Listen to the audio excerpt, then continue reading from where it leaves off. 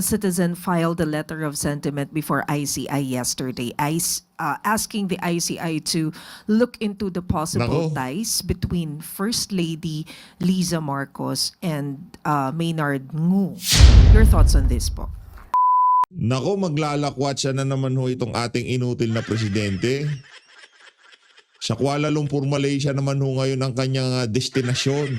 Matagal-tagal hong walang lipad tong mama na to eh. Pambihira ho.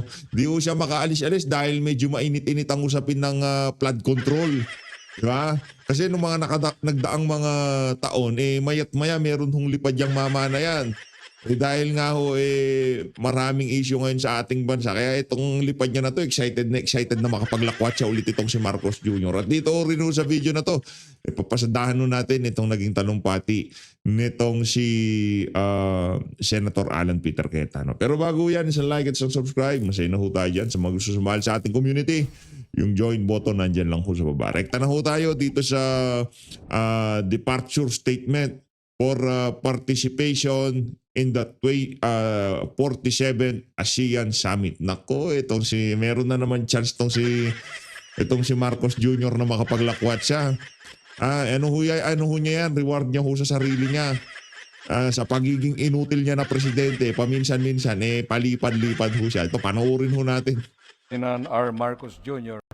and First Lady Louise. Tingnan natin kung nandito si Martin Romualdez. Kasi pagka merong departure statement tong si Marcos Jr., madalas nandyan yan eh. Tingnan natin. Araneta Marcos. Sinong kinamayan itong si Bangago? Nandyan ba si Martin Romualdez? Parang wala ata. Ano pangalan nito? Etong si John Vic Remulla, nakita natin. Thank you. Sa tingin ko, hindi magandang imahe ngayon ang pagdikit-dikit nitong si Martin Romualdez dito sa bangag na to. Kasi bangag na nga, yung isa naaksakan pang magnanakaw. Naku, malaki problema yan. Talaga, riding in tandem tong dalawa na to eh. Nasa lahyo talaga nila. Kaya sa susunod na eleksyon, eto ganito lang huyak kasimple mga kababayan. Pagka itong mga to, sigurado wala namang kandidato itong mga itong mga inutil na to eh. Wala ko silang kandidato sa 2028. So makikiapid yan sa mga dilawan. Ang plano ho nila, pabagsakin ng mga Duterte. Itong mga dilawan, pinklawan, talyanista, ensaymada. Pagkatapos na napabagsak nila ang mga Duterte, yung mga pinklawan at dilawan, marami ho silang hawak dyan. Kaya itong si Marcos Jr., di niya rin ho irarush yung pagpapabagsak dito kay VP Sara. Paninira nga. Kumbaga inuunti-unti nila. Kasi pagka napabagsak na nila ng tuluyan si VP Sara, kahit naman na mapabagsak nila to si VP Sara, akala nila doon na lang magtatapos ang laban. Hindi ho yun mangyayari. Nga, marami ho tayong panglaban dito sa mga masasamang elemento na to. No? Pag nangyari na napabagsak nila si VP Sara, alam nyo sinong tahabulin itong mga pinglawan at dilawan? Si Marcos Jr. Kasi inutil din niya mga dilawan at pinglawan na yan. Wala naman hong matinong gagawin yan. So, yung strategiya nitong si Noynoy Aquino, gagawin ho nila ulit yun. Lahat ng, kung merong problema sa magiging administrasyon itong pinglawan-dilawan, ang bubulat-latin nila, ang papahirapan nila, yung nagdaang administrasyon. Kagaya ng ginagawa ngayon itong si Marcos Jr. Kahit anong aspeto ng pamahalaan, kahit 3 taon na siya sa pagiging presidente niya, wala ho siyang ibang sinisisi sa mga nangyayari ngayon, kundi yung nagdaang administrasyon. Dating Pangulong Rodrigo Duterte sa loob ng 6 na taon nakapagpatayo ng mahigit 23,000 na classroom. Ito ho, ngayong taon na to, nakakatapos na daw ho sila ng 22 classroom. Ngayon kesyo daw napakatindi ng backlog, ibig sabihin napabayaan talaga. Talagang napabayaan nag-focus kayo sa flood control Yes, look Inutil person. no? Ayan. Sino ba nandyan? Yung si Batugan, yung ayaw mautusan nandyan. Yung ating Department of Education Secretary na si Angara. Sino pa ba yung nandun?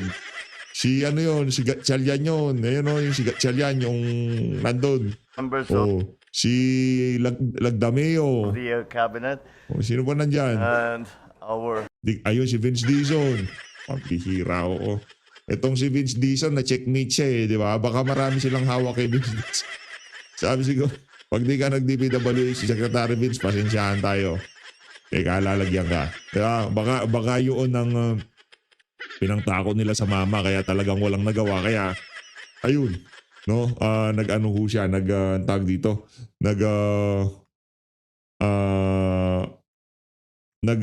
DPWA secretary. Alagyan natin. our hosts, Oh. are they here? Are they here? Ayun. Ano yun, parang naaagnas yung mukha no? Bangag na bangag ang datingan. Oh, okay. Oh. Patalon-talon The pa. Pasay City Lone District Representative Antonino. Ano sabi nitong si Sir Jack? Magkakakulay daw ho sila itong sila nitong sila Francis Leo Marcos. Kulay atay. Natatawa talaga ako pagka pinapanood ko itong si Sir Jack. I-follow nyo mag-subscribe kayo kay Sir Jack. Ano yan? Solid DDS yan. DDS pa sa tunay yan, ika nga. Pino Calixto, Kulay atay. Philippine Coast Guard Commandant, yeah. Admiral Ronnie Hill Gavan, Major Service Commanders here present, the Philippine National Police Acting Chief Police Lieutenant General Jose Melencio Nartates, Nako. and of course First Lady Luis Araneta Marcos, my fellow workers in government. Good morning. I leave today for Kuala Lumpur to attend the 47th ASEAN Summit and related summits upon the invitation of Prime Minister Dato Seri Anwar Ibrahim. This year's chairship is held under the theme Inclusivity and Sustainability, which underscores our shared commitment to a region that is united, resilient, and is Nakakatawa. Pati ba naman yung send off message mo, kailangan nakasulat pa rin. Maaga pa kasi, hindi pa gumagana yung utak niya. Baka medyo naparami singot niya kagabi, kaya ganyan, hindi siya singot ng pulburon. Kung bihira kayo, ano magagawa natin? Sa ganong paraan niya gustong tirahin ang kanyang pulburon, di ba? Tayo kung kinakain natin, sila sinisinghot. Wag ko natin wag ko tayo masyadong judgmental. Kanya-kanyang style yan ng pagkain ng pulburon. Ano pa siguro, meron pang hangover sa alak. Tapos meron pang medyo tumaas yung blood sugar sa pulburon kagabi. Kaya hindi niya pa kaya magsalita ng diretso. responsible for the needs and aspirations of the people of Basura ASEAN. tong presidente na to. The Philippines fully supports Malaysia's chairship this year and its vision of an ASEAN that promotes meaningful and inclusive and sustainable development. At this summit, I will join fellow ASEAN leaders in reaffirming our commitment to ASEAN centrality as we navigate pressing regional and global challenges, including developments in the South China Sea, the situation in Myanmar, threats to regional peace and maritime security, as well as the far-reaching impacts of climate change, economic volatility, and transnational crime. I will continue to champion our advocacies in promoting an open, inclusive, and rules-based international order, and for the peaceful resolution of disputes in accordance with international law. I will also highlight the Philippines' commitment to rules-based multilateral trading system, a vital compass as we navigate today's complex geo-economic challenges. During these summits, we will also welcome Timor-Leste as the newest member of ASEAN. Further, Malaysia will be turning over the ASEAN chairship to the Philippines, marking the symbolic beginning of our term as chair. As always, our participation in the ASEAN Summit reaffirms our dedication to deepening regional cooperation and to advancing the well-being of every Filipino in the entire Southeast Asian community. The strength of ASEAN depends in the individual strength and prosperity of its members. Thus, we are strengthening our bureaucracy, making it more responsive, accountable, and transparent in serving Filipino people. The Department of Public Works and Highways continues to review projects and contracts and to file cases against those who have perpetrated corruption. Yan. In addition, DPWH has looked into the pricing of construction materials and found that several items Sabay focus kay kay Vince Dizon, pambihira talaga to. Sabay focus sa DPWH Anak na to ka. Sumobra kasi kayabangan mo, bro. Inuna mo kasi yabang mo 5,500 flood control. Ano yun, sa tingin ko talagang ginawa ng tadhana yun para matapos na yung ika nga walang habas sa pagnanakaw ng mga kaibigan nitong si Bangag. Like asphalt, steel bar, cement Yan. Oh. were overpriced by as much as 50%. Wow, 50%. Hindi, napakasislaw na magsalita. As much as 50%. Kung papakinggan mo talagang kung di mo siya kilala, maniniwala ka no? Kaso ano to Ika nga lahat ng lalabas sa bunganga nitong mama na to. Meron ako napanood na interview niya kay kay Ivan Mayrina. Mamaya, reaction natin.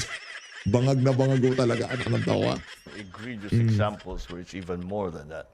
Shiv movie job. In order to ensure that the cost ensure. of DPWH will reflect the cost of the market, to ensure that the people's money is correctly spent, I have directed the DPWH Secretary to bring down the cost of materials by as much as 50%, which will result in savings in the capital outlay, spending of at least 30 to 45 billion pesos. This is money that we can use for services such as health, education, and food that our people desperately need. At the same time, the Bureau of Internal Revenue will recalibrate its priorities and ensure that all those found complicit in the irregularities surrounding flood control projects are held fully accountable under the law. We will uphold fairness in our tax system. We assure our micro, small, and medium enterprises and large corporations who have been lawfully paying their taxes that you will be treated justly. We are just moving the focus from the MSMEs and from the auditing of large corporations. We are moving those efforts towards these questionable projects that we have been able to find. The Department of Finance has also instructed the BIR to look into the possible exemption of certain taxpayer segments from the obligation of withholding and remitting creditable withholding taxes, and the simplification and lowering of the applicable creditable withholding tax rates. With this, we hope to provide relief to majority of our taxpayers burdened by complex tax compliance requirements without revenues to be foregone.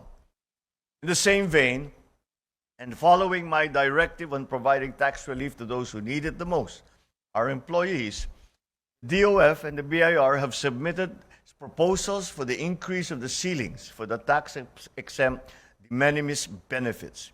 As an example, the uniform and clothing allowance of more than 7,000 pesos per year is subject to tax. Since cost of clothing has risen, we are looking at increasing the de minimis ceiling to 8,000 pesos a year. But these changes are not just about numbers. They are about fairness and dignity in the workplace. Every Filipino worker deserves to benefit from the nation's growth. We hear our people's call for government interventions to lower the price of goods, especially food. We are strictly enforcing and monitoring the implementation of the maximum suggested retail price for imported rice. We continue to make available affordable rice, including the 20 peso rice program. The Department of Trade and Industry continues to monitor and work with the manufacturers to temper prices, especially in time for the holiday season. Ano tawa? Ano yan, Sona? Brad, send off yan message lang. Sabihan mo lang yung mga iiwan mo kung ano gagawin nila. Diba? Ngayon, dyan na si kayo nang bahala dyan, di ba? Tuloy-tuloy lang yung investigasyon ng ICI. Yun lang, pero yung pati na... Nantawa. Through these efforts, we aim to build a future-ready Philippines and an ASEAN that is not only competitive, but people-centered and sustainable. Thank you all very much. Good morning. Yun. Wala bang question and answer portion? Kailangan kasi yun Di ba? Dapat nagka-question and answer portion. Pambihira ho talaga tong singag ba. Tanaw tayo dito kay Senator Alan Peter Cayetano. Alan. Alam ko ang plano ko para sa iyo, sabi ng Panginoon. Planong pagpalain kayo't hindi saktan. Plano bigyan ng pag-asa at kinabukasan. Gustong-gusto ko po si Propetang Jeremiah sapagkat siya'y nirerespeto ng Hudyo, ng Muslim, at ng Kristiyano. Kayo ba naniniwala na kahit kayo'y deprived of liberty, maganda plano ng Diyos sa inyo? Pero kung maganda plano ng Diyos sa inyo, bakit kayo nakakulong, yung mga nagnakaw ng bilyon-bilyon hindi nakakulong? Nako! Nako. Yung iba papunta pa ng ibang bansa. Pambihira, oo. Diba? Yung mga nagnakaw ng bilyon-bilyon, nasa Spain, papasyal-pasyal. Ngayon, isa palipad na naman ng ibang bansa. Tapos kayo nakakulong. Payag ho ba kayo niyan? Siguro itong mga nakakulong na to, sabihan mo lang sila na pabor ba kayo dyan sa nangyayari na yan? Ano ba gusto nyo mangyari? Sige, anuin natin, bawian natin yung mga yan, pero pagkatapos babalik kami ulit dito sa loob. Siguro yung mga yan, mainit na rin ho kasi dugo ng mga yan. Kasi unfair nga naman kami, nagdurusa kami, karamihan sa amin dito, mga inosente pa. Pero itong mga politiko na to, bawian yung sasama sila doon sa malayang paglalabas ng saloobin. Tapos balik kulungan sila. Ano naman kayo Sinasabi natin bawian yung lalabas natin yung ating saloobin. Bihira oh. Kung maganda plano sa inyo ng Panginoon, bakit yung ideal na numero ng PDL sa isang kwarto hindi nasusunod at siksikan? Bakit yung pinopropose ng BJMP na mga educational program o facilities hindi nabibigay? Simple lang po. Kung may plano ang Diyos, may plano din ang demonyo. Diba? So kung sasabihin nyo sa anak nyo, anak, mag-aral ka ng mabuti, nagdroga, kaninong plano ang sinunod niya? Diba? So kami nandito sapagkat, sabi po sa Biblia, may pumunta sa Panginoon, nagpapakilala na siya'y sumusunod sa Panginoon. I won't talk religion, ha? Nire-respeto ko, religion natin lahat, iba-iba. Pero may istorya sa Biblia, ang sabi ng Panginoon, sa kanya, hindi kita kilala. Sabi niya, bakit hindi mo ako kilala? Ikaw ang Diyos ko. Ang sabi niya, nung gutom ako, hindi mo ako pinakain. Nung hubad ako, hindi mo ako binihisan. Yan. Nung may sakit ako, hindi mo ako dinalaw o pinagamot. Nung nakakulong ako, hindi mo man lang ako binisita. So sinabi sa kanya, Panginoon, kailan ka nakahubad? Kailan ka nakakulong? Kailan ka nagkasakit? Kailan ka gutom?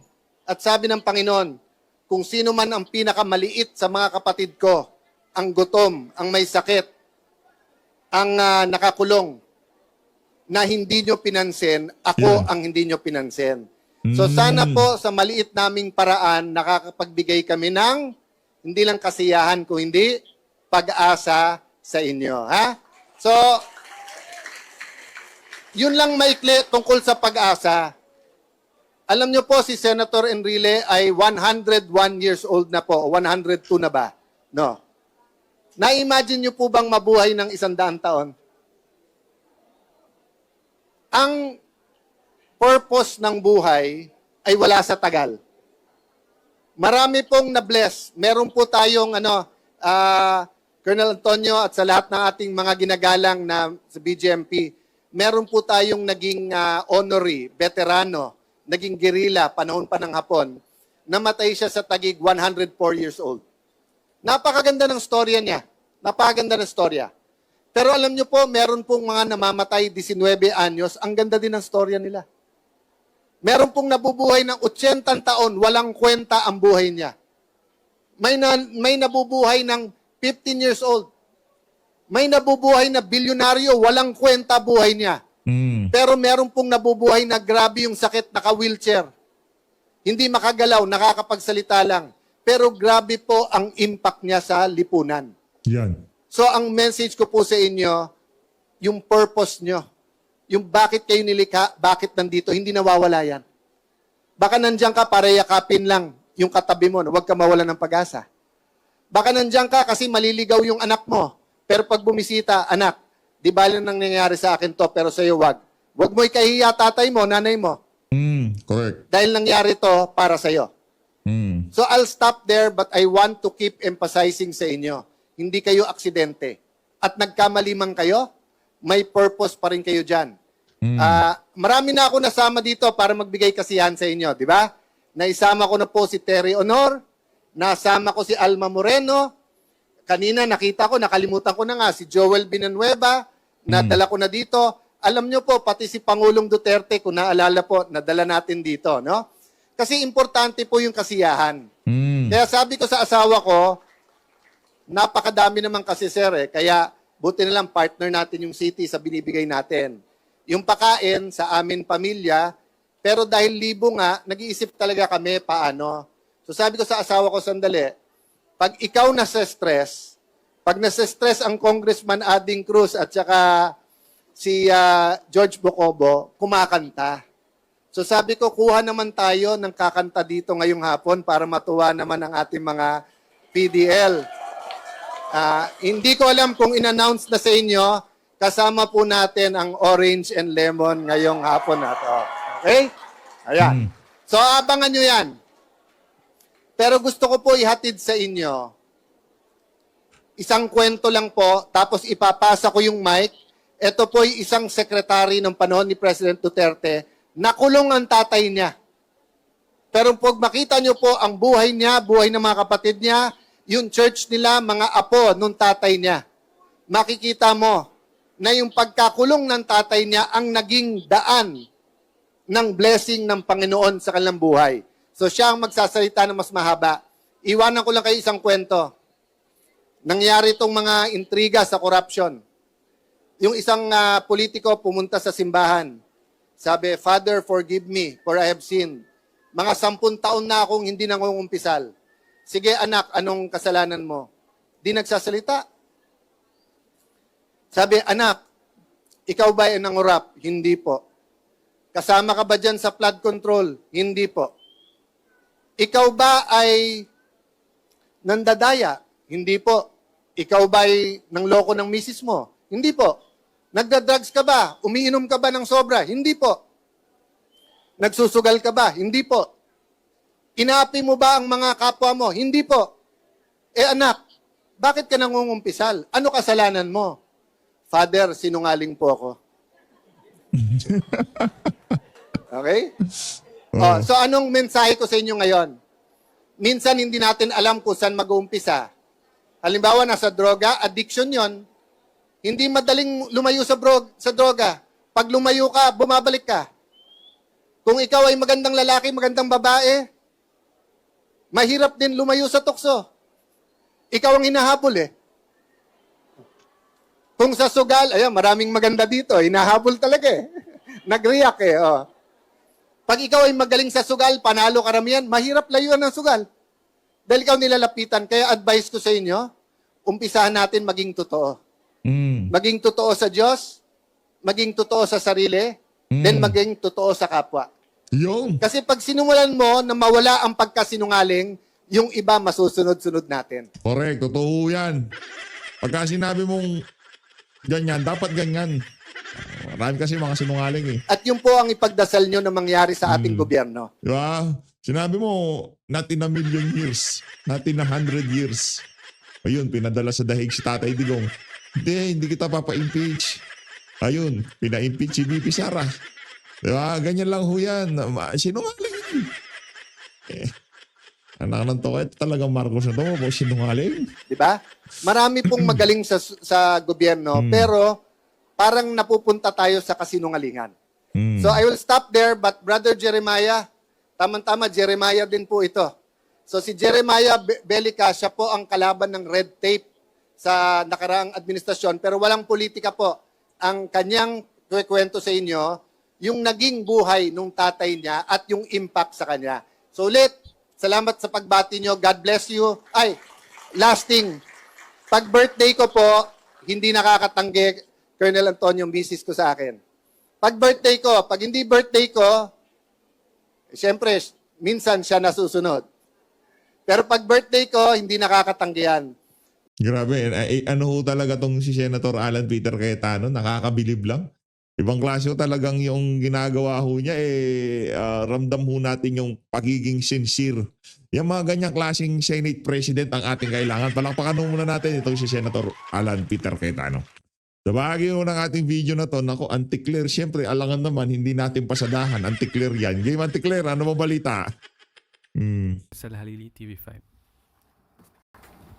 Lagi Magandang muna to hapon si po, Marcel Yusek. Halili. No? Yusek, a private citizen filed a letter of sentiment before ICI yesterday, asking the ICI to look into the possible Nako. ties between First Lady Liza Marcos and Maynard Ngu. Your thoughts on this po? Nako. Unang-una po, May itong si Coca meron Pero palang ganon. Sino si Maynard Ngu? Search muna natin. ay ang isang Hirap po. nagpamigay o nagbigay ng letter of sentiment. Kung di tayo nagkakamali, ito ay nangangalang John Santander. San?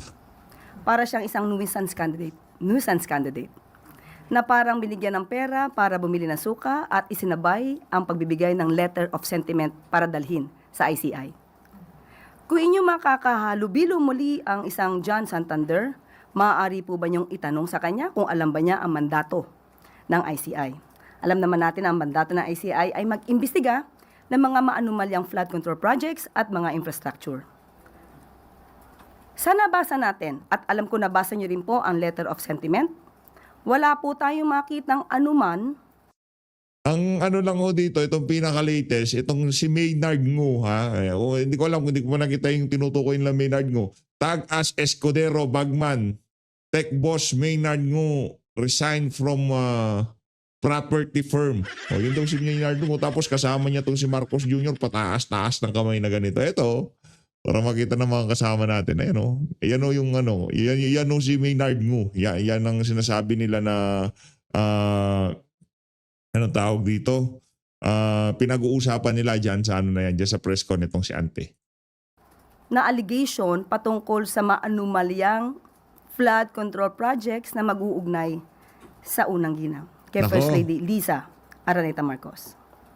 Pangalawang tanong, alam po ba niya kung sino ang source ng kanyang mga sinasabi? Pangatlong tanong, siya po ba'y may personal knowledge sa kanyang mga sinasabi?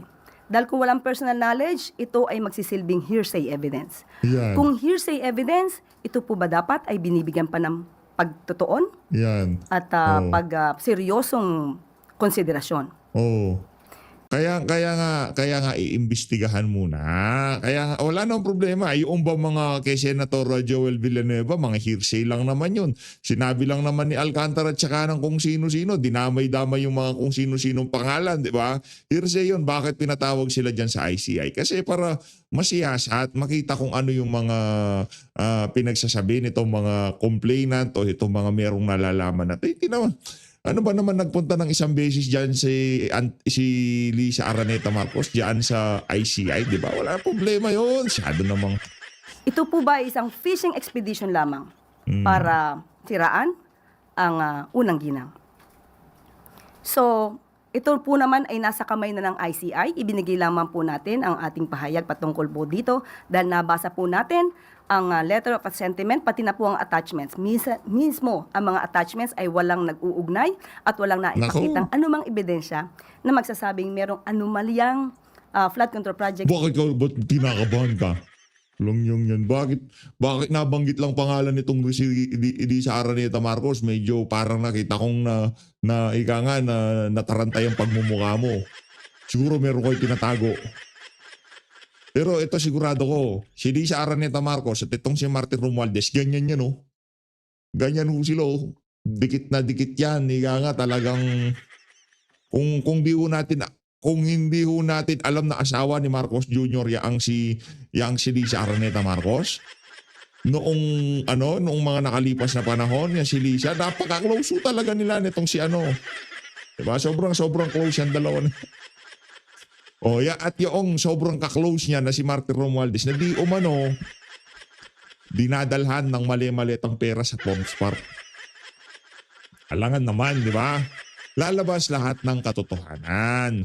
Di ba? Kung ngayong mga panahon na to, ika nga itong si Liza Araneta Marcos, makakapag-dodge pa siya na ganyan. Ilag-ilag pa siya, di ba? Sa mga aligasyon o mga problemang ibinabato sa kanya. Pagka iba na presidente, iba na usapan dyan. Malamang sa malamang balik Hawaii na yan. Na pinasok ang unang ginang. Yusek, were you able to talk to either the President or the First Lady? Ano po yung nabanggit nila o naging reaction nila dito? Ang unang-unang sabi po ng First Lady ay hindi po niya ito bibigyan ng anumang pansin dahil ito po ay hearsay evidence. Alam po natin, ang First Lady ay abogado rin po. Sorry, last na lang po. How do you define the Hindi lahat ng abogado, hindi porket sinabi abogado, hindi matalino na kagad, ha? May laman na kagad ang utak. Yung ibang abogado, laman lang ng utak, puro pulburon. Yung ibang abogado, ginagamit nila pagka-abogado nila para magnakaw. Yung ibang abogado, ginagamit nila yung nalalaman, parang nag-abogado sila para makagawa ng masama. Yung mga abogado, ganyan. Hindi ko sinasabing ganon itong si Lisa. Ito kasi pag nagsalita itong si Auntie Claire, pagka sinabi mong abogado, wag natin kalimutan na ang unang ginang ay isang abogado rin. Marami hong abogado na mga pulpol, ika nga. Mga sintu-sintu ba? O di naman kaya maraming abogado na ang sasama ng mga ugali, mga masasamang tao. Hindi ko naman sinasabi na yung si Lisa kasama dun sa mga nabanggit natin na yun. Pero wag mong i-generalize na pagka-abogado mahusay. Pagka-abogado alam ang batas. Karamihan ng mga abogado nag-aral para paikutan ng batas. relationship between the First Lady and Maynard Ngu? Nako. Wala po siyang binanggit sa atin patungkol po dyan. Binanggit lamang po niya ay patungkol dito sa letter of sentiment. Salamat po. Next question, Job Manahan, ABS-CBN. Hello po, Yusek. Good morning po. Just confirming the reports if former Ombudsman Merceditas Gutierrez was appointed as chairman of the National Senior Citizens Commission. Confirmed. Kailan po siya in-appoint at hanggang kailan po yung term niya? Mag-expire po ang kanyang term hanggang sa September 17, 2031. May we get the wisdom po behind the appointment of former Ombudsman Gutierrez? Baka may reason kung bakit siya na-appoint doon sa position. Unang-una man po, ang gusto ng Pangulo kapag po ito'y kanyang itinalaga ay dapat na magiling na isang leader at isang magaling na namumuno. Just a follow-up, meron na po bang iisip or nakita yung Pangulo na susunod na Justice Secretary? Sa ngayon pa rin po, si OIC, ang OIC po na si... Ba't pa sila maghahanap? Diba? Pwede naman kontrolin nitong si Boying Remulla, yung dalawang ahensya na yan. Hindi niya kailangan maghanap. Hindi kailangan ika nga hayaan nyo lang yung OIC, pwede na muna yan. Hanggang sa 2028, OIC lang tayo. Kasi kaya naman trabahuin ni Boying Remulla yan eh. Yang ombudsman tsaka DOJ. Kayo naman USEC, vida pa rin po ang nanatiling OIC ng DOJ. Yan. Next question, Ivy Reyes, Bilyonaryo. Hi, Yusek. Good afternoon. An investigative report by the network that exposed the 1MDB scandal in Malaysia alleges that convicted fraudster Patrick Mahoney has resurfaced in Manila and was reportedly consulted by the Maharlika Investment Corporation, or MIC. Both MIC and Greg Romualdez deny these claims, but the source told our network that Mahoney's been coming back and forth here in the Philippines trying to peddle deals, although none has materialized yet. Has the MIC previously consulted foreign advisors? And if so, would the admin be willing to disclose names? Unang-una po, hindi po natin masasagot kung ano po ang kaugnayan ni Congressman Romualdez. Ang masasagot lamang po natin kung ano po ang sinabi ng MIC. Yan po ay mariing pinabulaanan ng MIC at meron nga po silang official statement at akin lamang pong babanggitin ang parte nito. These reports contain false, baseless, and damaging allegations suggesting that an individual named Patrick Mahoney serves as an advisor, consultant, or affiliate of MIC. MIC categorically... meron pa talagang preferred statement. Alam niyo ano yan? Sa dami-dami ng tanong, meron kaagad siyang lahat to ng tinatanong dyan, puro planted. Dapat pinakaunang tanong about dito kay Liza Araneta Marcos para ika nga lahat ng agam-agam aligasyon mabasag na agad. O tapos susunod-sunod na yan. Yung from ika nga priority pa ba? O yung pinaka-priority sa na yan, paglilinis o paglilihis dito sa mga kabalbalan nitong si Liza dito sa kung saan man siya isinasangkot. Nung nagpunta sa ICI, di ba? Ganyan yan, lahat yan planted. Mantaking mo, tanong meron kang prepared statement. Tanong meron ka kagad na na official statement nung ahensya o mga taong tinatanong nila sa iyo. Ano to ko, pambira talaga denies to these claims and clarifies that Mr. Mahoney has not been and has never been engaged by MIC in any capacity, whether formal or otherwise. Next question, Samuel Medinilla, Business Mirror.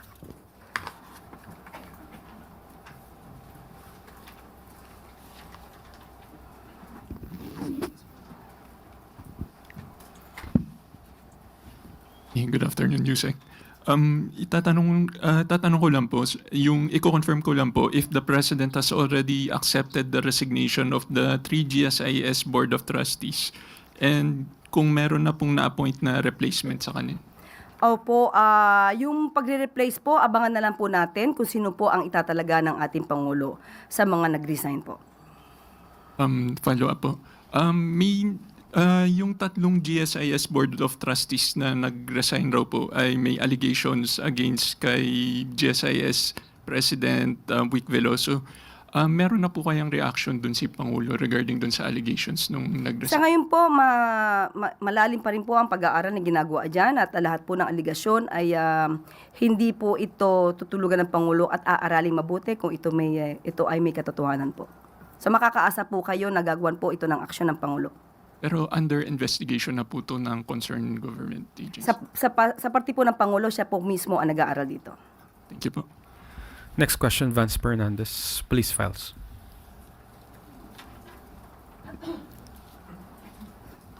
Good afternoon, ma'am.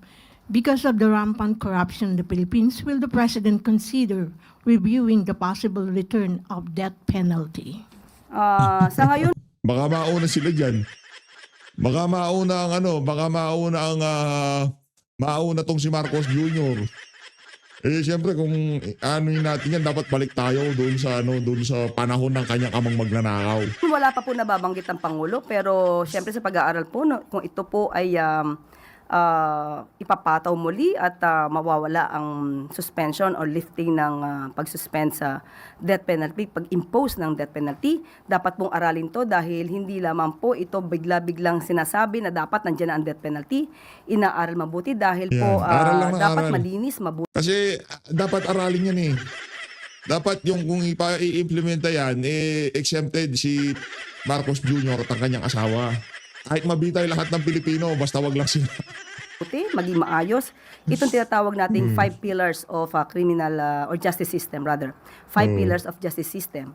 Hindi po tayo pwede na umasa at Yan.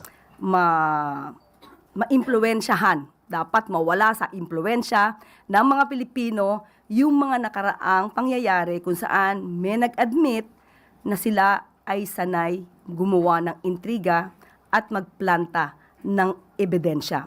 Paano kung ang inosente ay nagawa ng intriga at naplantahan ng ebidensya.